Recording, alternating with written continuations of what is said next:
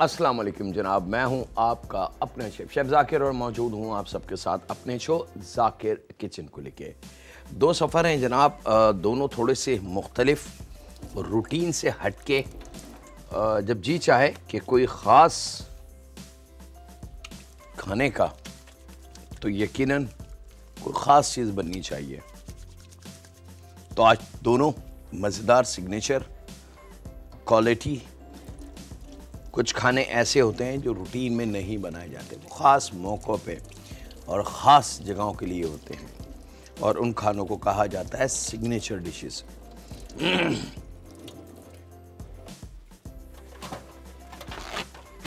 चलें जनाब, शुरुआत करते हैं पहले सफ़र से। बिस्मिल्लाहिर्रहमानिर्रहीम।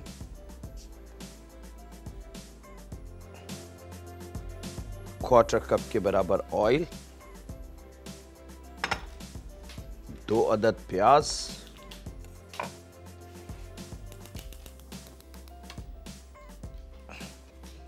और इस प्याज को हमने फ्राई कर लेना है।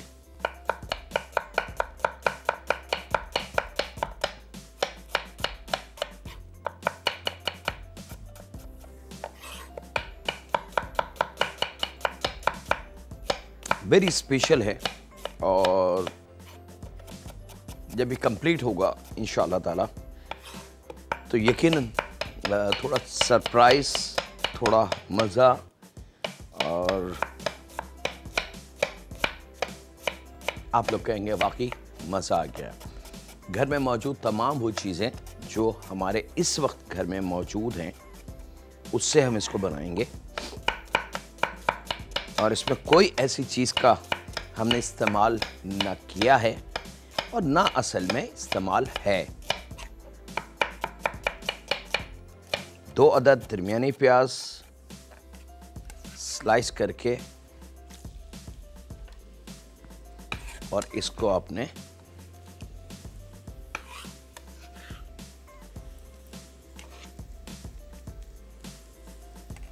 चलें जनाब, एक दफ़ा इसको ज़रा सा मिक्स कर दें ताकि ऑयल जो है तमाम प्याज पे अपना अमल शुरू कर दें। तो शुरू में चूल्हे को थोड़ा सा तेज़ रखेंगे ताकि प्याज का जो पानी है, तुर्स जायका, वो ख़त्म हो जाए। फिर हम अपना मतलूबा कलर लाके अपनी कुकिंग को इसके अंदर शामिल कर लेंगे। मोटी वाली हरी मिर्च डंडियाँ काट के रेडी कर लें।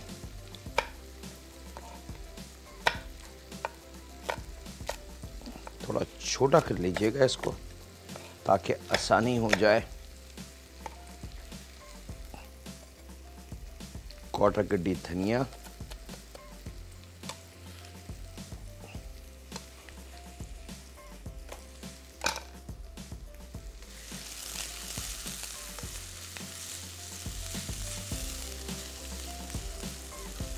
अगर एनर्जी की हम बात करते हैं तो 100% हम इसमें एनर्जी का इस्तेमाल करेंगे। बात होती है हेल्दी फूड की कि हेल्दी फूड क्या है। तो हेल्दी फूड हमारे इर्द गिर्द जो चीज़ें हैं हम उसको ज़रा गौर से देखें या उसके बारे में स्टडी करें तो हमें अंदाज़ा हो जाएगा कि हमें आर्टिफिशियल जो गोलियां बाज़ार में मिलती हैं विटामिन की, उसकी ज़रूरत नहीं है, बल्कि कुदरती तौर से रब ने हमें इतना जायकों में, हमारे खानों में, हमारी रोज़मर्रा की चीज़ों में इतनी एनर्जी रखी है कि अगर हम उनको पाबंदी से खाना शुरू कर दें तो हम बहुत सारी बीमारियां, बहुत सारी तकलीफ़ों से और बहुत सारी कमज़ोरियों से बच सकते हैं।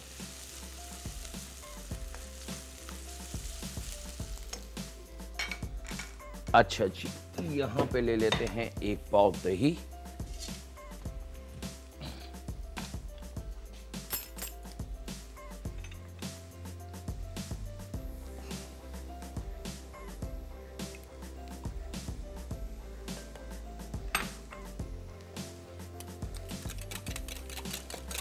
दही को ये इतना ज़रूर कर लें, बहुत ज़्यादा ख़राब, खट्टा, बासी दही ना हो।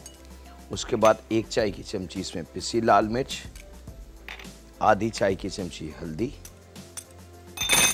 गरम मसाला आधी चाय की चमची और ज़ीरा पाउडर 1 चाय की चमची, ये शामिल करके हमने इस दही में अच्छी तरीके से मिक्स करके और तकरीबन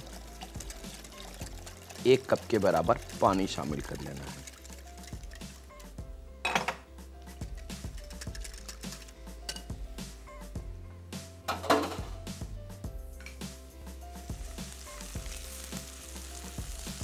प्याज हमारी नरम हो चुकी है और जो उसका अपना कुदरती एक प्याज का अर्क होता है वो ऑलमोस्ट नरम होने के बाद ख़त्म होना शुरू हो जाता है। और जैसे ही वो पानी ख़त्म होता है प्याज पे अपना मतलूबा कलर लाइट सुनहरी golden dark brown brown blackish वो फिर स्टेप आते चले जाते हैं। और आपको जो रिक्वायर्ड है अगर खाने के ऊपर डालना है तो वो गोल्डन प्याज की रिक्वायर्ड होती है, लाल प्याज जिसको हम कहते हैं। लेकिन अगर बाज़ ऐसे खाने होते हैं जैसे अगर हम कौरमे की बात करें तो उसमें ब्राउन प्याज का इस्तेमाल है। लेकिन बहुत सारे ऐसे खाने होते हैं जिसमें हल्की पकी प्याज यानी कि कच्चापन प्याज का ख़त्म हो जाए। हम ये समझते हैं कि जब प्याज नरम हो गई तो उसका कच्चापन ख़त्म हो गया। यहाँ थोड़ी सी गलती है। प्याज नरम होती है पानी जब उसका हट जाता है उसमें से, उसके बाद फिर उसका कच्चापन दूर होना शुरू होता है। वक्त एक ब्रेक का, मिलते हैं लम्हों के ब्रेक के बाद।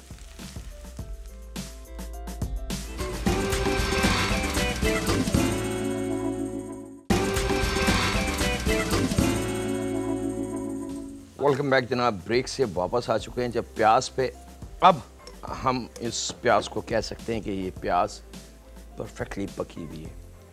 ना प्याज पे कलर आया है, ना ब्राउन ना ब्लैक ना सुनहरी, लेकिन कच्ची प्याज अब ये नहीं है। तो जब ये प्याज इस कलर में आ जाए तो यहाँ पे 1 टेबल स्पून इसमें अदरक और लहसुन का पेस्ट और थोड़ा सा इसको फ्राई करेंगे ताकि अदरक लहसुन की खुशबू, और उसके बाद ये दही वाला मसाला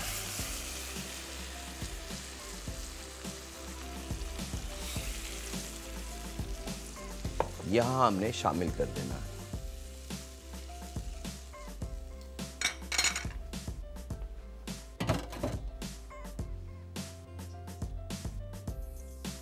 और 100 ग्राम के बराबर मसूर की लाल वाली दाल, रेड लाल दाल 100 ग्राम भीगी भी होनी चाहिए। तकरीबन 2 घंटे पहले ये दाल इसमें शामिल करते हैं हम।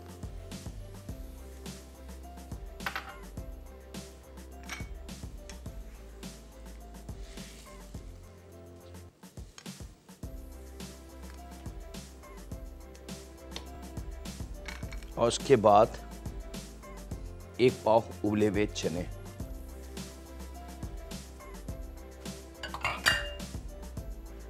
चनों को पहले थोड़ा सा उबाल लीजिएगा ताकि ज़रा आसानी हो जाए। अब इसके अंदर हमने नमक शामिल करना है।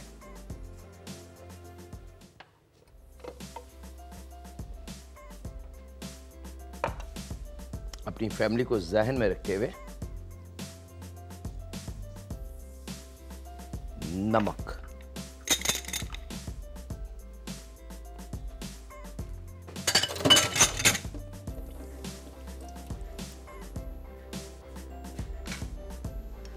नमक शामिल करके थोड़ा सा इसको मिक्स कर लें। और अब मैं इसको ढक देता हूं ताकि दाल चना मसाला उसको थोड़ी सी मोहलत मिल जाए पकने की। और इस बीच दाल क्योंकि बहुत हल्की दाल होती है ये और लम्हों में पक जाती है। मूंग मसूर की दाल अक्सर आपने देखा होगा कि ज़्यादा से ज़्यादा 15-20 मिनट लगते हैं इसको दाल को तैयार हो जाने में। तो मसूर की जो लाल वाली दाल है 2 घंटे पहले या कम से कम 1 घंटा पहले भिगो के फिर आपने इसमें डाल देनी है। और ये लम्हों में अपना फूल के अपना वजूद आपको दिखा देगी। लेकिन याद रखिएगा कि इसको मैश नहीं करना, पीसना नहीं है, दाल का वजूद हमें रिक्वायर्ड है इसके अंदर। तो ऐसा ना हो कि आप इसको इतना पका लें कि जो शोरबे वाली दाल होती है, पानी की तरह जो होती है, वो बन जाए। तो दाल गली भी हो लेकिन अपना वजूद वो साबुत रखे, तो इस चीज़ का ख्याल रखें। तो यहाँ पे जब ये पकने का अमल शुरू हो जाए और आप इसको ढक दें, तो यहाँ पे हमने चूल्हे को थोड़ा सा स्लो कर देना है, क्योंकि मेरी वो बात मेरे जो साथ देखने वाले हैं, जो एक अरसे से मेरे साथ हैं, वो इस चीज़ से बिल्कुल उनको याद आ जाएगा कि मैंने नाम बताए हुए हैं राइस, दालें, चना या जो सीड सन ड्राई यानी कि सूरज में सूखी हुई है, उसको भिगो के अच्छे पानी के साथ स्लो आंच पे पकाएं, तो रिज़ल्ट आपका आ जाएगा।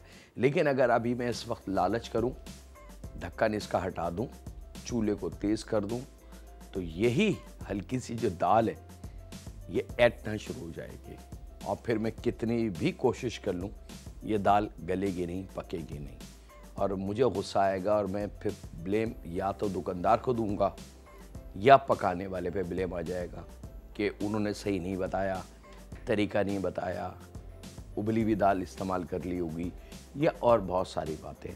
मेरा फ़र्ज़ है कि मैं इल्म को बिल्कुल सच्चाई और ईमानदारी से आप तक पहुँचाऊँ, लेकिन जब उसके अंदर आप लोग कोई एक बात हटा देते हैं या शॉर्टकट की तरफ चले जाते हैं, तो फिर वो यकीनन वो चीज़ अपना वजूद खो देती है और फिर वो चीज़ बिगड़ना शुरू हो जाती है। और एक दफ़ा अगर खाना बिगड़ जाए तो फिर उसको दोबारा सही करना ये बहुत टेक्निकल काम है। नमक ज़्यादा डल सकता है आपसे, लेकिन एक दफ़ा अगर नमक ज़्यादा डल जाए तो अभी तक जहाँ तक हमारा इल्म है ऐसी कोई मशीन, केमिकल ट्रिक या जिसको हम कहते हैं ट्रिक टोटका नहीं है कि एकदम नमक उसमें से गायब हो जाए, क्योंकि ये पानी है, नमक का दाना एकदम हल हो जाता है, तो उस पानी में से नमक को निकालना नामुमकिन है। तो फिर क्या होगा कि हम इस जो हम लोग प्रोफेशनल लोग करते हैं कि हम फिर इस पूरे मटेरियल को आधी मिक़दार दोबारा बनाते हैं अलहदा बर्तन में अगर नमक तेज़ हो, और वो आधी मिक़दार बनाने के बाद इसमें शामिल कर देते हैं विदाउट नमक, तो फिर वो नमक का बैलेंस कंप्लीट हो। नमक का बैलेंस तो हम कर लेते हैं, लेकिन खाना हमारा ऑलमोस्ट डबल हो जाता है और वो फिर बच जाता है, तो वो हमारी कॉस्ट ज़ाया होती है। एक कॉलर हैं, उनसे बात करते हैं। अस्सलाम वालेकुम। ओह आई एम सॉरी। अच्छा जनाब, यहाँ पे वक्त एक छोटे से ब्रेक का, तो कहीं नहीं जा रहे, मिलते हैं लम्हों के ब्रेक के बाद।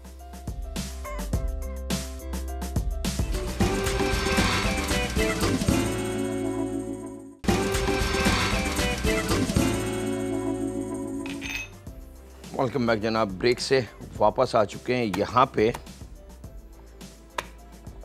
चॉपर मशीन में 4 से 5 जवे लहसुन, थोड़ा सा लहसुन को कुचल के वो शामिल कर दें। अदरक तकरीबन 2 इंच का टुकड़ा,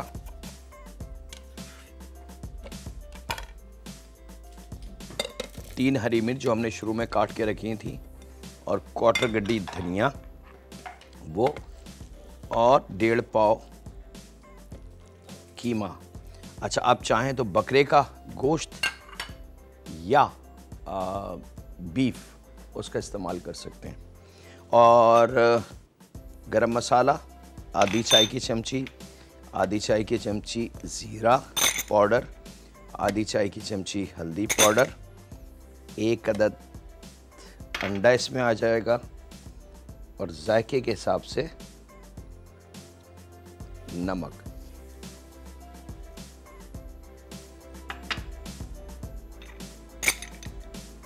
ये तमाम चीज़ें शामिल करके इसको हमने बहुत अच्छी तरीके से पीस लेना है।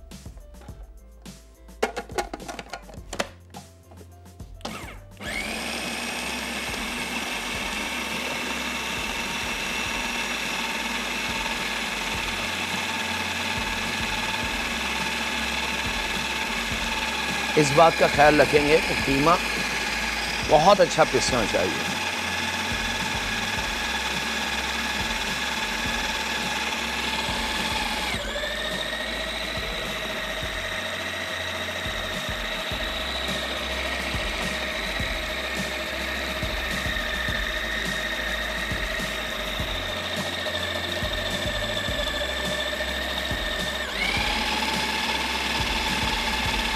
चलें जनाब, कीमा हमारा रेडी। परफेक्ट। एक कॉलर भी हैं, उनसे भी बात कर लें। अस्सलाम वालेकुम। हेलो। हेलो, अस्सलाम वालेकुम।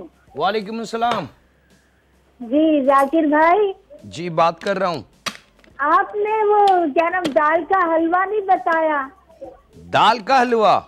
जी तो आपने पूछा कब था? पूछा था भाई, आपको याद नहीं रहा। ओहो, मैं माफी चाहता हूँ, फिर मेरी नहीं गलती है। भाई नहीं, माफी की क्या बात है मैं भाई। फिर और वो क्या नाम दाल का हलवा और दाल गोश्त बनाना बता दें। चले इंशाअल्लाह। अच्छा जी, यहाँ पे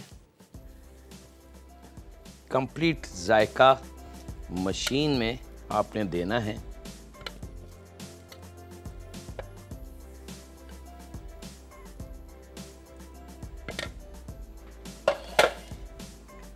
दाल को मैं इधर शिफ्ट कर लेता हूँ ताकि एक साइड में ये पकती रहे। याद रखिएगा दम वाली कंडीशन। मैं बार बार रिक्वेस्ट कर रहा हूँ कि शॉर्टकट आपने नहीं खेलना। अगर कुकिंग में आपने सोचा कि जी मैं चूल्हे को तेज़ करके जल्दी से काम ख़त्म कर लें या कर लूँ, तो वो जल्दी नहीं, काम बिगड़ जाएगा। अच्छा जनाब, अब हमने एक कॉलर है। अस्सलाम वालेकुम। वालेकुम सलाम सर। जी सर क्या हाल है? अल्लाह का शुक्र, मैं बिल्कुल ठीक ठाक हूँ। अच्छा सर, ईद आ रही है तो मुझे आपसे फरमाइश करनी थी। जी फरमाइश दीजिए।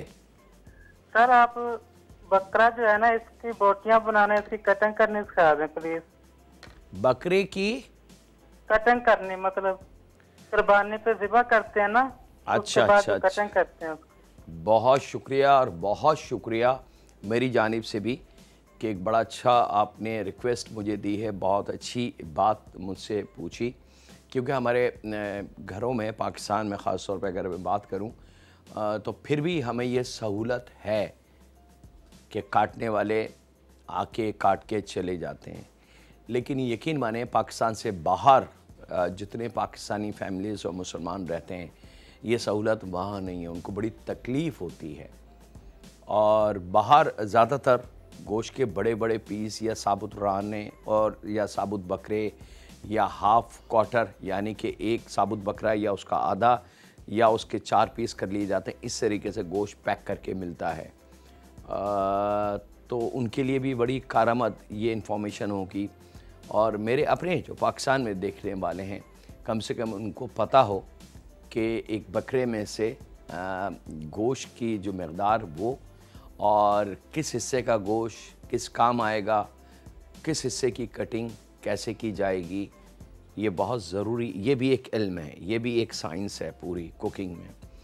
कुकिंग में अक्सर कहता हूँ अपने स्टूडेंट्स से जो मेरे इंस्टीट्यूट में सीखते हैं कि कुकिंग नमक मिर्च डालने का नाम नहीं है कि आपने नमक मिर्च डाल दी और आप समझे खाना तैयार हो गया तो आप अपने आप को शेफ़ कहते हैं। नहीं, कुकिंग के पीछे एक पूरा सिस्टम है। उस सिस्टम में आपने इन होके उस सिस्टम की पूरी मालूमात आपको हो तो जब आप अपने आप को प्रोफेशनल कह सकते हो। बहरहाल बहुत शुक्रिया जनाब, एक अच्छी रिक्वेस्ट आपने मुझे की है। अब हम देखते हैं कि उसके लिए हम क्या कर सकते हैं कि एक साबुत बकरे को जगह अरेंज करते हैं उसके लिए, और उसका तरीका हम आपके साथ इंशाअल्लाह, मेरी पूरी कोशिश होगी कि अगर कोई हेडल्स यानी कि कोई प्रॉब्लम्स नहीं हुई तो हम ज़रूर शेयर करेंगे। बहुत शुक्रिया। अच्छा जनाब, यहाँ पे 2 ऑप्शन हैं। आप चाहें तो इसके कोफ्ते बना लें, आप चाहें तो इसके फिंगर कबाब बना लें, आप चाहें तो इसकी गोल टिक्कियाँ बना लें। It's totally up to you. मतलब इसमें ये नहीं है कि नहीं जी ये होगा तो ये चीज़ होगी, अदरवाइज़ नहीं हो सकती। ऐसा कुकिंग में कहीं भी नहीं है, ठीक है। तो यहाँ पे मैं इसके कबाब बना के रखता हूँ और आपसे ज़्यादा चाहता हूँ छोटे से ब्रेक की। तो कहीं नहीं जाते, मिलते हैं लम्हों के ब्रेक के बाद।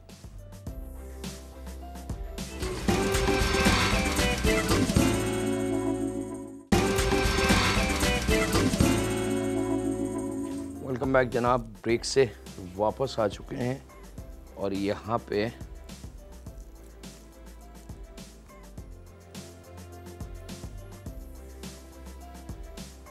छोटे छोटे कबाब मैंने आपको बता दिया कि आप किसी भी डिज़ाइन के बना सकते हैं। एक कॉलर हैं जनाब, उनसे बात कर लेते हैं। अस्सलाम वालेकुम। अस्सलाम वालेकुम सर। वालेकुम सलाम। सर कैसे हैं आप? अल्हम्दुलिल्लाह, उस रब का बड़ा एहसान। सर मैं एजाज बात कर रहा हूँ पेशावर से। कौन बात कर रहा है? एजाज एजाज शहजाद। Ejaz sorry sir Ejaz. एजाज, अच्छा जी। सर आपका शो माशाल्लाह बहुत अच्छा चल रहा है। बहुत शुक्रिया भैया। सर हमने आपसे बहुत रेसिपीज जो है वो ट्राई किए हैं, स्पेशली लबी सीरी, अमेरिकन ट्राइफल।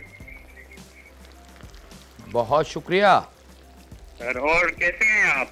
अल्हम्दुलिल्लाह भाई, बिल्कुल ठीक ठाक।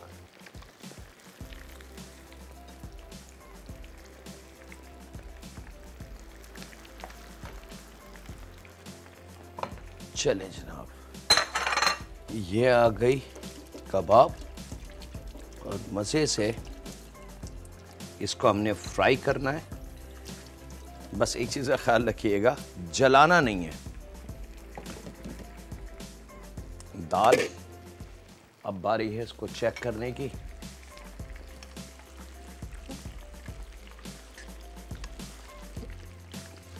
दाल, चना, मसाला सब कुछ तैयार, रेडी।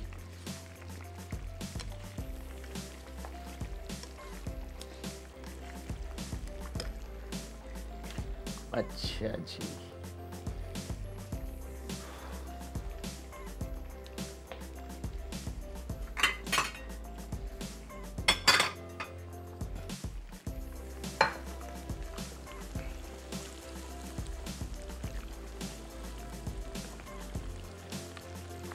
शेफ मैं बता चुका हूँ कि जो आपका जी चाहे आप फिंगर साइज़ के कबाब बना लें, चकोर कबाब बना लें, गोल बना लें, या कोफ्ते जो गोल गोल ख़वातीन को आदत होती है जल्दी बन जाते हैं उनसे, वो बना लें। It's up to you. तो दोनों ऑप्शन, तीनों ऑप्शन आपके पास हैं, कोई कैद नहीं है। बस एक चीज़ का आपने ख्याल रखना है, वो ये कि साइज़ में छोटे बनेंगे, बहुत बड़े बड़े नहीं। बाज़ जगह अक्सर देखा गया है कि कोफ्ते बड़े अच्छे बनते हैं वहाँ पे, लेकिन बस वो थोड़ी सी जल्दी या किसी और वजह से, या शायद उन्होंने किसी ने उनको ये मशवरा दे दिया कि जी बड़े बड़े कोफ्ते बनाएं तो लुक अच्छी आती है। तो मैं उनसे गुजारिश करूँगा कि वो लुक अच्छी नहीं आती, बल्कि वो लुक से आउट हो जाती हैं बड़े कोफ्ते।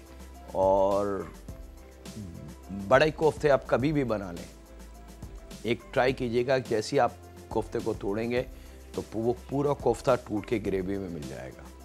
तो फिर कोफ्ते का साला नहीं रहेगा, बल्कि वो कीमा मसाला बन जाएगा। तो जितना छोटा कोफ्ता हो कि तोड़ के एक निवाला और दो निवाले में कोफ्ता ख़त्म, वो लुक बहुत खूबसूरत लगती है। एक कॉलर है जनाब, उनसे बात करते हैं। अस्सलाम वालेकुम। अस्सलाम, कैसे हैं जाकिर भाई? जी अल्लाह का शुक्र, मैं बिल्कुल ठीक ठाक हूँ माशाल्लाह, बहुत अच्छा प्रोग्राम है। कई सालों से हम आपका देख रहे हैं प्रोग्राम। बहुत तो शुक्रिया। बहुत अच्छी आपकी कुकिंग होती है, लेकिन हमारे लिए मसला यह है कि वर्किंग वुमेन से होती हैं, उनके लिए आपका जो प्रोग्राम वो नहीं देख सकती, क्योंकि वो सेकंड टाइम पे आके देख सकती हैं। रिपीट में ये हम पता नहीं कि क्या टाइमिंग होती है। तो इसलिए अब चूँकि ईद आ रही है, जाहिर है आप अच्छे खाने सिखाएंगे तो हम कहाँ देख सकेंगे। तो इसकी अगर टाइमिंग सेकंड टाइम पे कर दें एक, तो ताकि हम आके सेकंड टाइम देख सकें, क्योंकि अब आप रेसिपी सिखाएंगे ज़ाहिर है ईद के हवाले से। नहीं, वो तो सारी चीज़ें इंशाल्लाह ताला बकरा ईद के हवाले से आ जाएंगी, लेकिन इसकी टाइमिंग को चेंज करना ज़रा, क्योंकि हम इंटरलिंक होते हैं इंटरनेशनल से, पाकिस्तान से बाहर बहुत सारे मुल्कों में इसको देखा जाता है। तो वो थोड़ा सा मुश्किल काम है कि किसी एक रिक्वेस्ट पे हम पूरे शो की टाइमिंग चेंज कर दें। रिपीट सैटरडे संडे होता है, और उससे भी आसान सहूलत कि अगर आपने शो देखना है, जैसे ये आज का है, तो 1 से 1.5 घंटे बाद हमारा नीचे ये आपने देखा होगा टैगलाइन पे हमारा एड्रेस चल रहा है, डॉन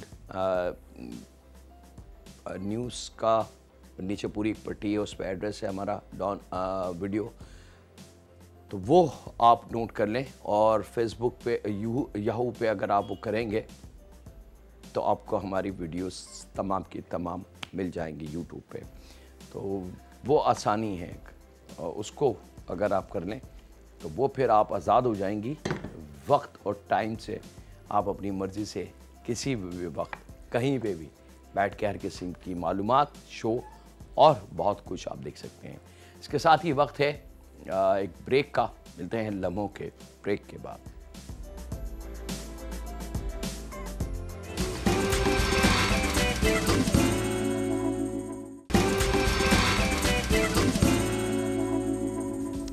वेलकम बैक जनाब, ब्रेक से वापस आ चुके हैं। अच्छा, अब यहाँ 2-3 बड़े कीमती पॉइंट हैं।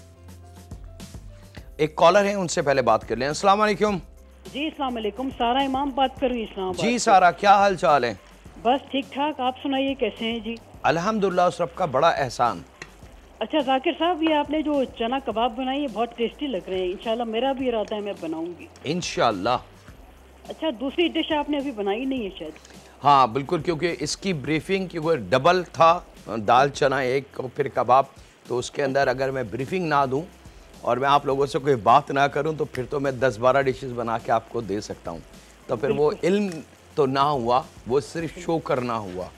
तो मैं कोशिश करता हूं कि ये दाल कबाब जो आज बने हैं, ये जिन जिन ने भी देखा है वो उनको पता है कि वो क्या करेंगे, तो ये एक मेरी कोशिश है। वैसे आपकी तमाम डिशेस मैंने ट्राई की और बहुत ज़बरदस्त बनती हैं। बहुत शुक्रिया, बहुत शुक्रिया। अच्छा जनाब, यहाँ पे 2 बातों का बहुत ख्याल रखना है। नंबर 1, दाल वाटरी ना हो, यानी कि पानी की तरह या ज़रूरत से ज़्यादा पानी या पत्ते में बीच में पानी ना डालें, ठीक है। दाल जैसे हम चने की या बहुत सारी दालें बनती हैं, जैसे मूंग की दाल बनती है भुनी हुई खुश्क वाली, इस टाइप की खुश्क दाल होनी चाहिए मसाले वाली। और कबाब इसमें डाल दें। अच्छा, कबाब शामिल करने के बाद थोड़ा सा मिक्स करेंगे और चंद लम्हों का इसको हमने दम दे देना है। तो उससे फ़ायदा क्या होगा कि अगर कबाबों में थोड़ी सी भी कसर होगी, एक तो वो ख़त्म हो जाएगी। सेकंड, जो सबसे कीमती अमल है जिसकी वजह से इसको दम दिया जाएगा, कि कबाब ये जो ग्रेवी है दाल की और चने की, इसको क्योंकि कीमा है ड्राई है तो वो उसको जब्स करके थोड़ा सा कोफ्ते वाली सॉफ्टनेस उसमें आ जाएगी। तो वो जो सख्त वाला एक एलिमेंट बन जाएगा फ्राई के दौरान, वो ख़त्म हो जाएगा। तो इसको चंद लम्हों के लिए दम पे रखते हैं। बहुत ज़्यादा ग्रेवी या वाटर या पानी नहीं होना चाहिए। कबाब फ्राई करेंगे और फ्राई डरे मत कि नहीं जी ये कच्चा ना रहे, इसको और फ्राई करो। बस नॉर्मल कलर आने के बाद उसको निकाल लें और यहाँ दम पे इसको छोड़ दें। जिस तरीके से हम नॉर्मल घर में कोफ्ते बनाते हैं, कच्चे कोफ्तों को ग्रेवी में डाल के हम पका लेते हैं, सेम वही ट्रिक है और आपने वही ट्रिक अप्लाई करनी है। और मैं यहाँ पे क्योंकि टाइम मेरे हाथ से स्लिप हो चुका है, मैं आपको दिखा रहा हूँ, लेकिन तकरीबन 6-7 मिनट का आपने इसको दम ज़रूर देना है।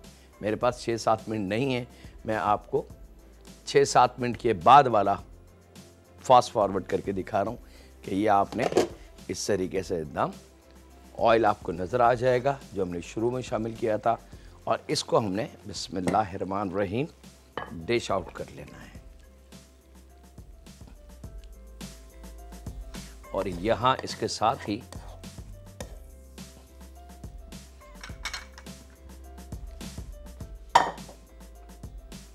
दाल चना कबाब ये रेडी। इसके साथ ही वक्त हुआ है आपसे इजाज़त लेने का।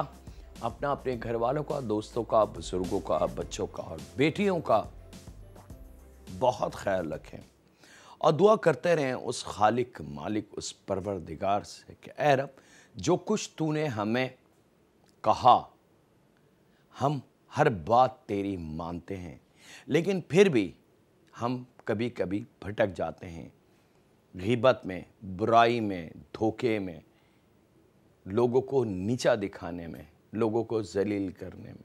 हमें अंदाज़ा नहीं हो पाता कि हम कितनी नेकियों से महरूम हो गए। ये हमें न जाने तेरे दरबार में कब पता चलेगा, वो तू ही जान सकता है।